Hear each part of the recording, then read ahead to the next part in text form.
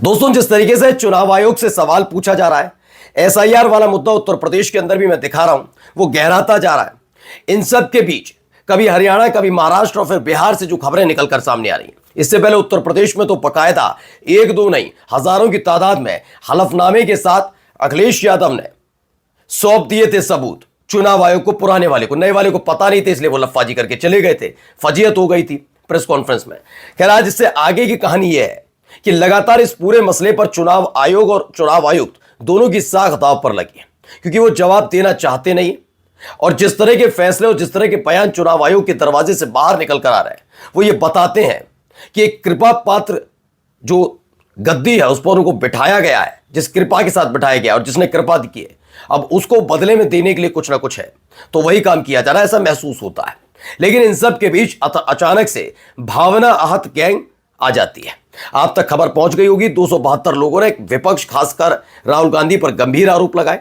उन्होंने कहा कि राहुल गांधी अपनी प्रेस कॉन्फ्रेंस के जरिए जो तमाम दावे रख रहे हैं और आरोप लगा रहे हैं, वो चुनाव आयोग की छवि खराब कर रहे हैं। सवाल यह है कि अगर इतनी ही दिक्कत थी तो उन पर इलेक्शन कमीशन जवाब क्यों नहीं देता, उस पर क्यों जांच नहीं बिठाता, ये तमाम चीजें क्यों नहीं करता, वो चुप्पी साध कर क्यों बैठ जाता, और उसका जवाब देने के लिए कभी बीजेपी और फिर ये 272 पूर्व नौकरशाह, जिसमें पूर्व न्यायाधीश भी शामिल है, वो क्यों आते हैं।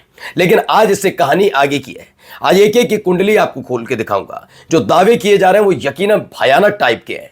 ये कितने साफगोई वाले हैं, कितने भावना आहत गैंग वाले जो लोग हैं, इनकी भावनाएं खुद के कारनामों पर कभी आहत क्यों नहीं हुई, क्योंकि इन पर भी एक से बढ़कर एक गंभीर आरोप है, बहुत गंभीर आरोप है। और फिर बताइए किस नैतिकता के आधार पर इन्होंने राहुल गांधी पर यह छींटाकसी की है। नमस्कार, मैं हूं प्राज्वल गौतम और आप देख रहे हैं खबर चौक।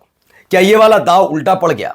क्या साहब के आदेश पर 272 पूर्व नौकरशाह, पूर्व न्यायाधीशों ने जो चिट्ठी लिखी, अब उनकी प्रतिष्ठा खुद दाव पर लग गई है? वजह क्या है? क्योंकि जैसे ही हुआ उसके फौरन बाद इनकी कुंडली खुलने लगी। पहले खबर देखिए, जज नौकरशाह, पूर्व राजदूतों समेत 272 हस्तियों ने राहुल गांधी को लिखा पत्र। 200 से ज्यादा सदस्यों वाले इस समूह ने कांग्रेस सांसद की तरफ से भारत निर्वाचन आयोग पर लगाए जा रहे आरोपों पर नाराजगी जाहिर की। ठीक बात है, आपको करनी चाहिए थी अगर दावे झूठे हैं तो। मुझे लगता है कि इनमें से 272 के 272 एक बार राहुल गांधी को चैलेंज करें, उनसे कहें कि इलेक्शन कमीशन जवाब दे न दे। ये पूर्व नौकरशाह, पूर्व न्यायाधीश शायद आगे आकर ज्यादा जानकारी दे पाए, यही आ जाते। चिट्ठी लिखने से क्या होगा? पत्र में कहा गया है कि राजनीतिक हताशा को छिपाने के लिए संस्थाओं को निशाना बनाया जा रहा है।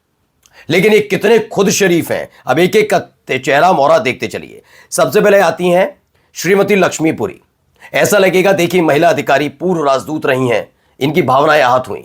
लेकिन इनका जो बैकग्राउंड चेक करेंगे आप, तो आपको पता लग जाएगा इनकी भावनाएं आहत होना बनता है। क्यों? पहले देखिए, हरदीप सिंह पुरी इनके पति हैं। हरदीप सिंह पुरी मोदी सरकार में मंत्री हैं, 15 साल यूएन में रही, उसके पहले 28 साल भारत की राजदूत थी। ये मोदी मंत्री हरदीप सिंह पुरी की पत्नी है। इन्होंने भी राहुल गांधी के खिलाफ चिट्ठी लिखी और लिखाई है। अब आप देख लीजिए, लिखने वाले कौन है? जिनका सीधा ताल्लुकात भारतीय जनता पार्टी से, वो लिख रहे हैं। तो भावनाएं किसकी आहत है इलेक्शन कमीशन पर आरोप लगाने से? राहुल गांधी जो आरोप लगा रहे हैं, जो दावे कर रहे हैं, उससे भावना किसकी आहत है? इन अधिकारियों की नहीं है, बीजेपी की। पहला सबूत आ गया।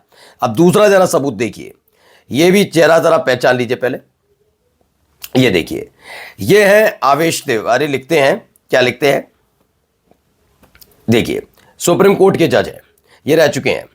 इनका नाम है भाई आदर्श कुमार गोयल। कल जिन 272 माननीय राहुल गांधी को पत्र लिखा है, उसमें शामिल 16 जजों की लिस्ट में इनका नाम सबसे ऊपर है। मैंने नहीं जानता था, लेकिन खबरों की दुनिया की खासियत होती है, खबरें मरती नहीं, जैसे गुनाह कभी नहीं मरते। इनके बारे में बताया गया है, ये 2003 में डीडीए घोटाले में हाईकोर्ट के पूर्व जज शमित मुखर्जी गिरफ्तार हो गए, तो टाइम्स ऑफ इंडिया ने खोजी रिपोर्ट छापी। उसमें कहा गया कि मई 2001 में जिस अधिवक्ता आदर्श कुमार गोयल की बतौर जज नियुक्ति की गई, वह आरएसएस के एक संगठन अखिल भारतीय अधिवक्ता परिषद से जुड़े हैं, जबकि जजों की नियुक्ति में यह जरूरी है किसी भी जज की कोई राजनीतिक संबद्धता ना हो। लेकिन यह होता रहा। हाल ही में आपने देखा, महाराष्ट्र में हाईकोर्ट में एक जज नियुक्त की गई जो बीजेपी की प्रवक्ता रही। बीजेपी की प्रवक्ता हाईकोर्ट की जज नियुक्त कर दी जाती, कोई हल्ला ना, कोई हंगामा नहीं। यहां पर भी उतारा। अब आइए अगला नाम भी देखते चलिए।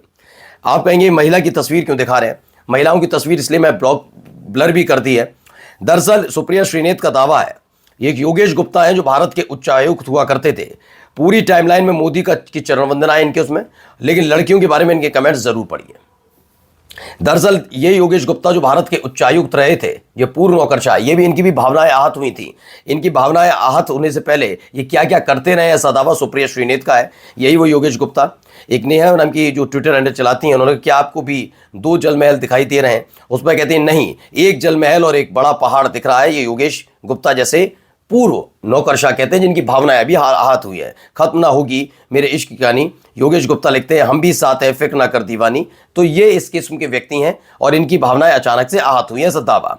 इस चेहरे को यकीनन उत्तर प्रदेश का हर व्यक्ति पहचानता होगा। दीपक सिंघल नाम है इनका। ये बाकायदा मुख्य सचिव रह चुके हैं और अखिलेश की सरकार में भी इनका नाम था। अब ये दीपक सिंघल है, उत्तर प्रदेश के मुख्य सचिव रहे। ये 1500 करोड़ रुपए की गोमती रिवर फ्रंट घोटाले में आरोपी हैं। इन्होंने भी राहुल गांधी के खिलाफ चिट्ठी लिखी है। अब ये मजबूरी है या जरूरी, आप समझ सकते हैं क्यों चिट्ठी लिखवाई जाती है। हाल ही में आपने देखा होगा जितने भी बागेश्वर बाबा वाले कार्यक्रम में चल रहे हैं, उनमें से ज्यादातर वो लोग आपको नजर आएंगे जो किसी न किसी मामले में फंसे हुए हैं।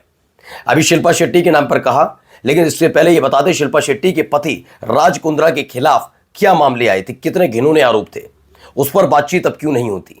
क्यों? क्योंकि आजकल उनके अंदर का हिंदू राष्ट्र प्रेम जाग गया है, मतलब हिंदू राष्ट्र वाला, इसीलिए आगे आइए। कई और भी हैं। ये संजीव त्रिपाठी हैं, आईपीएस अधिकारी हैं, रॉ के प्रमुख रहे, 2014 में बीजेपी में शामिल हो गए। रियासी से लेकर पहलगाम और दिल्ली बम ब्लास्ट तक लगातार इंटेलिजेंस फेलियर पर इनका मुंह नहीं खुला, लेकिन राहुल गांधी के खिलाफ फर्रा लिख रहे हैं। बीजेपी के नेता आइए, ये बीके सिंह भारतीय वन सेवा के पूर्व अधिकारी हैं, आय से अधिक संपत्ति के मामले में आरोपी हैं। बजाय अपने भ्रष्टाचार के जवाब देने के राहुल गांधी के लिए चिट्ठी लिख रहे हैं। इनकी भी भावनाएं आहत हुई। बहुत नाम है। रमेश झालकी हैं, कर्नाटक के प्रधान सचिव रहे, यही चेहरा जो आप देखते चले हैं। आय से ज्यादा संपत्ति के मामले में आरोपी हैं। 3.5 करोड़ रुपए की संपत्ति मिली थी, लेकिन भावनाएं आहत तब नहीं हुई। खैर वो मसला तो आप जानते ही हैं। अगर ऐसी चिट्ठी लिखी जाती है तो रहम भी मिलेगा, मिलेगा नहीं मिलेगा? रहम मिलता है ना? तो वो उसका फायदा उठाने की कोशिश है क्या?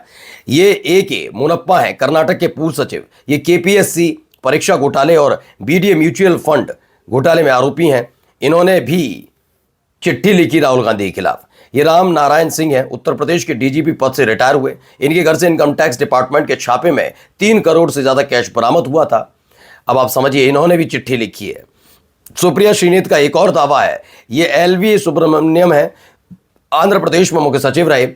APIICMR रियल एस्टेट घोटाले में इनके खिलाफ मुकदमा चल रहा है। अब मुकदमा चलते हुए मुकदमे में अगर चिट्ठी लिख दी जाए और जिसके लिए लिखी गई, जिसको खुश करने के लिए वो खुश हो जाए, तो फायदा इनको मिलेगा नहीं मिलेगा, आने वाला वक्त आपको बताएगा।